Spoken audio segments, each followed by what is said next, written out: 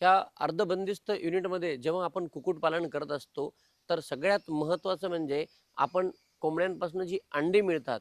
आज अंड्यांचं जर आपण बघितलं, तर एक अनन्यसाधारण महत्त्व आहे आणि असे जे अंडे आहेत, हे अंडे आपण आपल्या आहारात जर वापरली, तर निश्चित ह्या अंड्यांपासून आपल्याला फायदाच होतो. आज आपण आपलं रोजचं जर जीवनमान बघितलं, खास करून मी बघितलं महिला आहेत, घरामधली लहान मुलं आहेत, तर आपले जे जेवण आहे याच्यामध्ये प्रोटीनची कमतरता आहे आणि ही प्रोटीनची जर कमतरता आपल्याला भागवायची असेल, तर त्यासाठी आज कोंबडीचं अंडं हे अत्यंत जालीम उपाय मी त्याला म्हणेल आणि स्वस्त प्रकारचं हे प्रोटीन उपलब्ध आहे.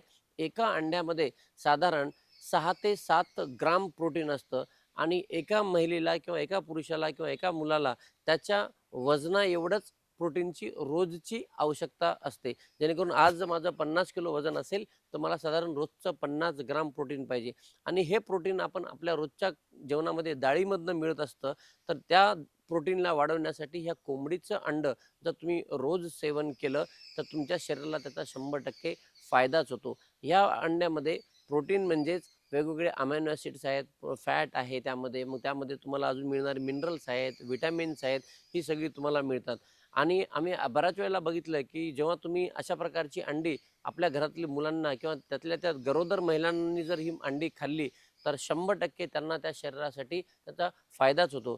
तर त्यामुळं आम्ही विशेषतः गावातील लहान मुलं यांना आम्ही नेहमी सांगत असतो, की संडे हो या मंडे रोज खाओ अंडे.